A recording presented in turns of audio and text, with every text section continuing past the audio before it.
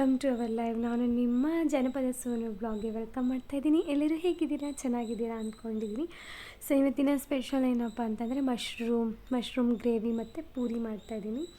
So mushroom gravy ಮಾಡಲಿಕ್ಕೆ ನಾನು slice ಮಾಡ್ಕೊಂಡಿರೋಂತಹ onion, tomato, ಚಕ್ಕೆ, ಲವಂಗ, ಕೊತ್ತಂಬರಿ, ಬೆಳ್ಳುಳ್ಳಿ, ಶುಂಠಿ, ಹಸಿಮೆಣಸಿನ್ಕಾಯಿ, ಜೀರಿಗೆ, ಆಮೇಲೆ ಸ್ವಲ್ಪ ಕಡಲೆಪಪ್ಪು ಇದ್ದರೆ ಪರವಾಗಿಲ್ಲ, ಗೋಡಂಬಿ, ಬಾದಾಮಿ ಏನಾದರೂ ಹಾಕೋಬೋದು, ಯಾಕಂದರೆ ಥಿಕ್ನೆಸ್ ಆಗಿ ಬರೋದಕ್ಕೆ. ಸೊ ಕೊತ್ತಂಬರಿ ಸೊಪ್ಪು ಎಲ್ಲ ಹಾಕ್ಕೊಂಬಿಟ್ಟು ಚೆನ್ನಾಗಿ ಪೇಸ್ಟ್ ಮಾಡ್ಕೊತಾ ಇದ್ದೀನಿ.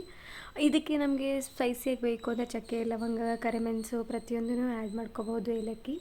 ಸೊ ನಾನು ಇದನ್ನೆಲ್ಲ ಆ್ಯಡ್ ಮಾಡ್ಕೊಂಡಿದ್ದೀನಿ, ಏಕೆಂದರೆ ಮಕ್ಕಳಿಗೆ ಶೀತ ಗೀತ ಆದರೆ ಕಸರು ಏನಾದರೂ ಹೊಟ್ಟೆಲಿ ಉಳ್ಕೊಂಡ್ರೆ ಸೊ ಮಸಾಲೆ ಪದಾರ್ಥಗಳನ್ನ ಸ್ವಲ್ಪ ಹಾಕಿದರೆ ಸ್ವಲ್ಪ ಅವ್ರಿಗೂ ರಿಲೀಫ್ ಆಗುತ್ತೆ ಆ್ಯಂಡ್ ರಿಲ್ಯಾಕ್ಸ್ ಕೂಡ ಆಗುತ್ತೆ ಬಾಡಿದು. ಸೊ ಅದಕ್ಕೋಸ್ಕರ ಇದನ್ನೆಲ್ಲ ಹಾಕ್ಕೊಂಡು ನಾನು ಪೇಸ್ಟ್ ಮಾಡ್ಕೊತೀನಿ. ಸೊ ಇದು ಪೇಸ್ಟ್ ಮಾಡ್ಕೊಂಡಾದಮೇಲೆ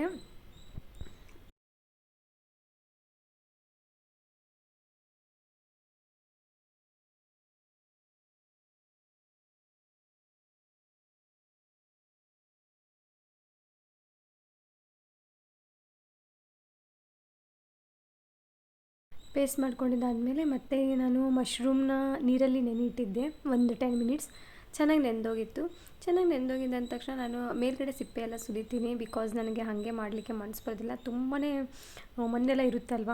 ಸೊ ಕ್ಲೀನ್ ಮಾಡಿ ಒಂದು 2-3 ನೀರಲ್ಲಿ ಚೆನ್ನಾಗಿ ಕ್ಲೀನ್ ಮಾಡಿ ವಾಶ್ ಮಾಡಿ ಆಮೇಲೆ ಮತ್ತೆ 10 ನಿಮಿಷ ನೀರಲ್ಲಿ ನೆನೆಸಿಟ್ಬಿಟ್ಟು ಎಲ್ಲ ಮೇಲ್ಗಡೆ ಸಿಪ್ಪೆ ತೆಗೆದೆ.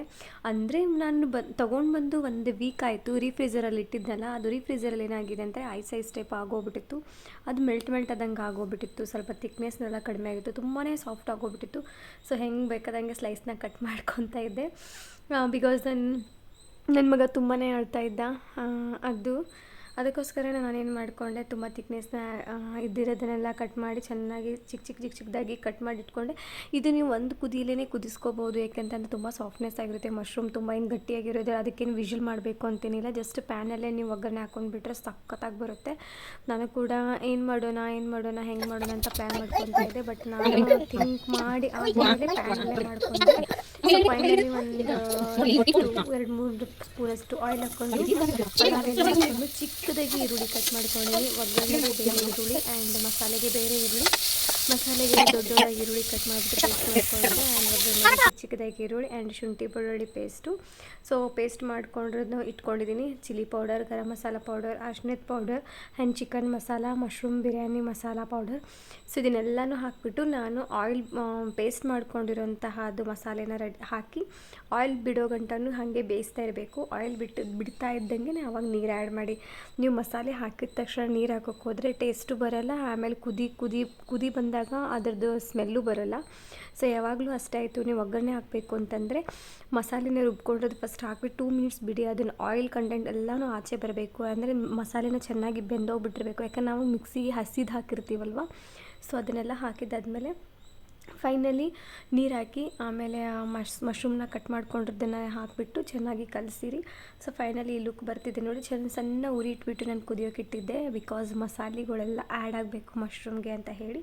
ಸೊ ನೋಡ್ತಾ ಇದ್ದೀರಾ, ನಾನು ಇವಾಗ ಮಶ್ರೂಮ್ ಹಾಕ್ತಾಯಿದ್ದೀನಿ.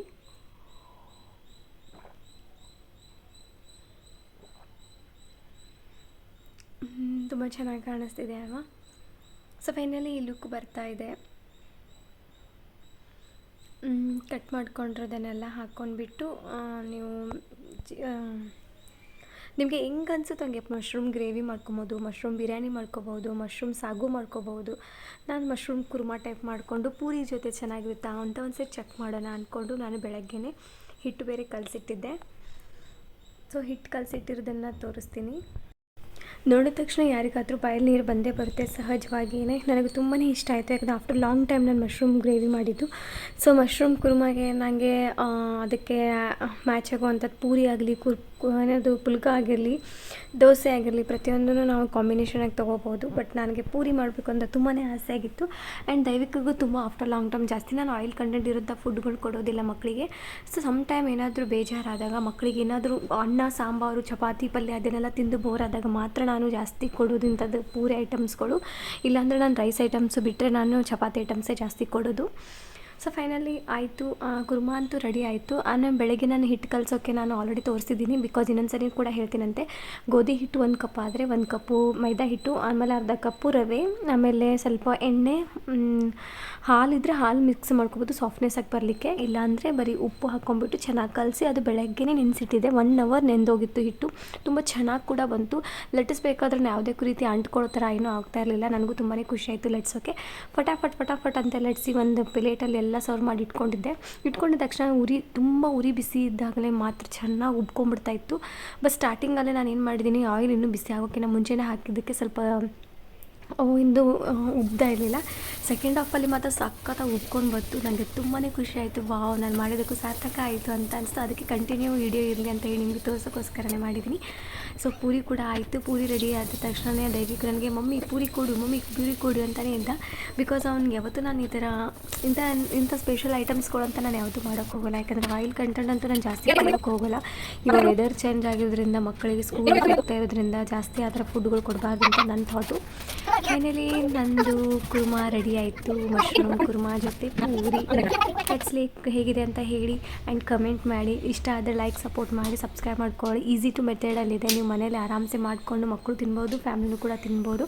So thank you so much. ಈ ವಿಡಿಯೋ ಇಲ್ಲಿಗೆ ಎಂಡ್ ಮಾಡ್ತಾಯಿದ್ದೀನಿ. ಈ ವಿಡಿಯೋ ಇಷ್ಟ ಆದರೆ ಲೈಕ್ ಮಾಡಿ, ಶೇರ್ ಮಾಡಿ, ಕಮೆಂಟ್ ಮಾಡಿ, ದಯವಿಟ್ಟು ಸಪೋರ್ಟ್ ಮಾಡಿ. ಮಕ್ಕಳಿಗೆ ಬೇಕಾಗಿರುವಂತಹ ಫುಡ್ ಲಾಗ್ಸ್ನ ನಾನು ಹಾಕ್ತಾಯಿದ್ದೀನಿ. ಆ್ಯಂಡ್ ಬ್ರೇಕ್ಫಾಸ್ಟು, ಲಂಚ್ ಬಾಕ್ಸ್ಗೆ ಪ್ರಿಪೇರ್ ಆಗುವಂಥ ಲಾಗ್ನ ಹಾಕ್ತಾಯಿದ್ದೀನಿ. ಇಷ್ಟ ಆಗುತ್ತೆ ಅಂದ್ಕೋತೀನಿ. ಫೈನಲಿ ನನ್ನ ದೈವಿಕಿಗೆ ಅದಕ್ಕೆ ಕೊಡ್ತಾ ಇದ್ದೀನಿ. ಇಬ್ಬರು ಜೊತೆಗೆ ಸೇರ್ಕೊಂಡು ತಿಂತಾರೆ, ತುಂಬ ಖುಷಿ ಪಡ್ತಾರೆ, ಎಂಜಾಯ್ಮೆಂಟ್ ಮಾಡ್ಕೊಂಡು ತಿಂತಾರೆ ಇಬ್ಬರು ಜೊತೆಗಿದ್ರೆ. ಸೊ ಫುಲ್ ಇಷ್ಟ ಆಗಿದೆ ಅಂದ್ಕೋತೀನಿ. Thank you. ನೆಕ್ಸ್ಟ್ ಲಾಗಲ್ಲಿ ಸಿಗೋಣ. ಅಲ್ಲಿವರೆಗೂ ಟೇಕ್ ಕೇರ್, ಬಾಯ್. ಟಚ್ ಕೊಡು ದೈವಿಕ್, ಟಚ್ ಮಾಡಕ್ಕೆ ಕೊಡು, ಬೀಳುತ್ತೆ.